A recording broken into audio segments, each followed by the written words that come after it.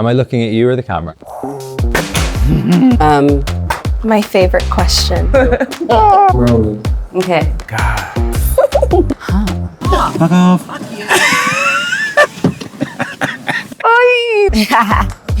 Hello. I quite like the collar when it fucks about. Recording. Marky, recording. It's like the kind of job where when it's good, it's great. Fake it till you make it.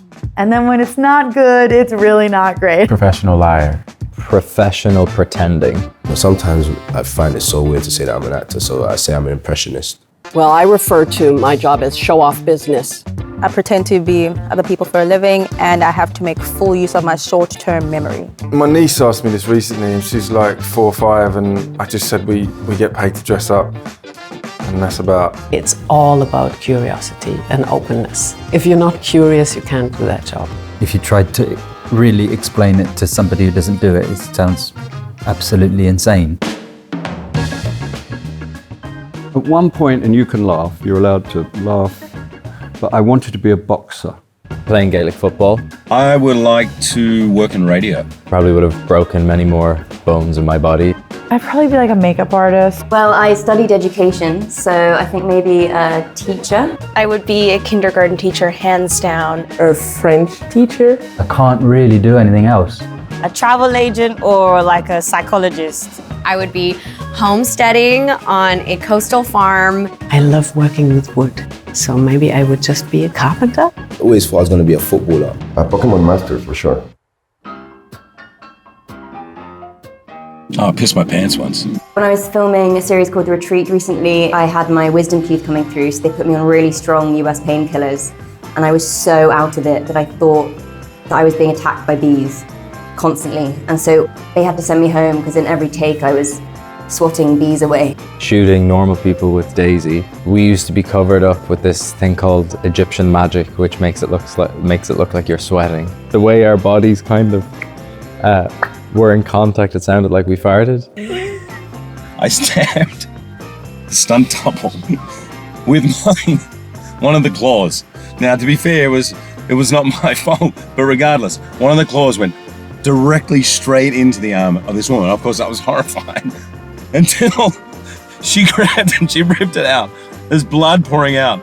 And she holds up her arm like this. She goes, "I've been stabbed by Wolverine." The most recent job I did, Women Talking, we had to hysterically laugh. Rooney very cleverly brought in, without us knowing, a fart machine. We all sort of went, oh, someone's just had a terrible accident. The reason why it was so funny is because Rooney is the last person you would think who would be there going, in everything, everywhere, all at once, because I had this frigging dildos being swung in my face.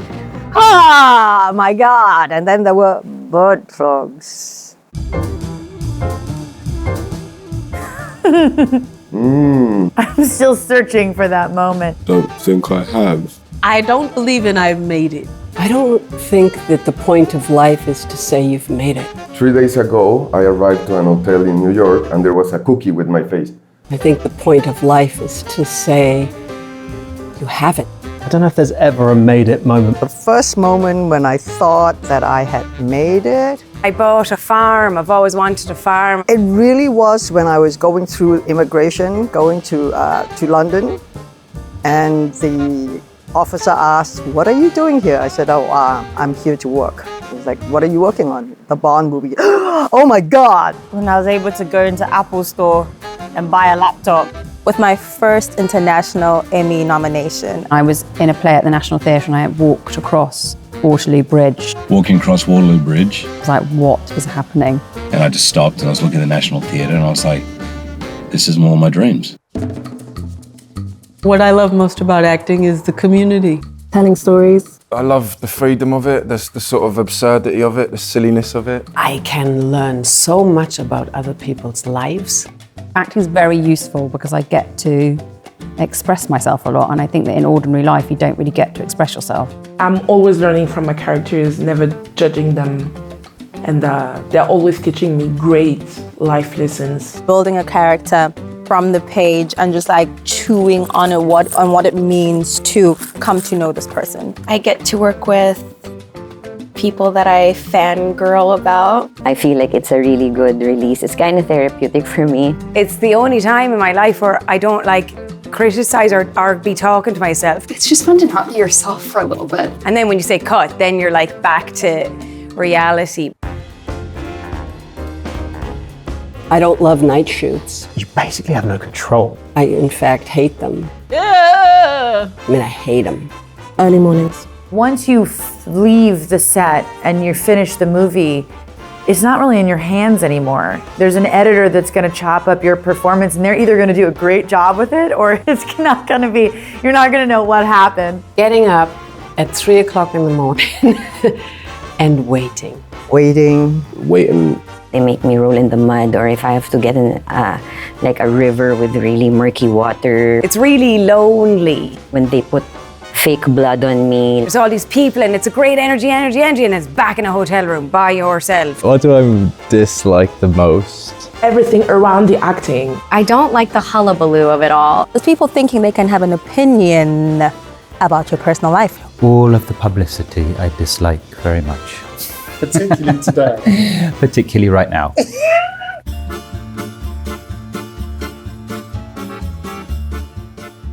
I think stealing something from set is A, part of your job, and B, I think we avoid the word stole. I think we just maybe use the term liberally borrow. Some props, some clothes.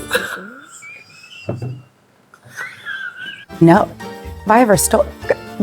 Yes, I've stolen. One of Diana's necklaces from the set of The Crown. I think I have a souvenir for every set I've been on. No, I haven't stolen anything from set. I'm too much of a law-abiding citizen. The clicker that Stephen Hawking used to make his computer speak. I feel like I always run off with a bunch of underwear that I'm not supposed to have because you just leave the end of the day and you still got panties on and they're not yours. But they are now. Remember to stand still. Don't listen to the noise. Don't bluff. It's very important to know the way back home. Remember to breathe, and it's okay to say no. It's a pretty basic one, but just treat others the way that you want to be treated. Elevate everything that you do. I wish I received advice. Honestly, the one that's sticking with me today is that I am enough. What is for you won't pass you. Don't take advice from people who have not done what you're trying to do. As long as it's true and from you, it will be new. Stop trying to be cool. Denzel Washington walked in and the sort of room went quiet and he locked eyes with me and walked over to me and he was like, hey man, lighten up. Leave the competition to others. When I worked with Jane Campion, who I love very much and who's a friend, she just told me to stop trying so hard. Always remember that the work can never be taken away from you. My go-to is don't be a dick. And guts! Who would I like to play me in a movie? Julia Roberts. And if she were not available, because I know she's a very busy artist, then Scarlett Johansson. And if none of them were available, then maybe, I don't know, maybe Zac Efron.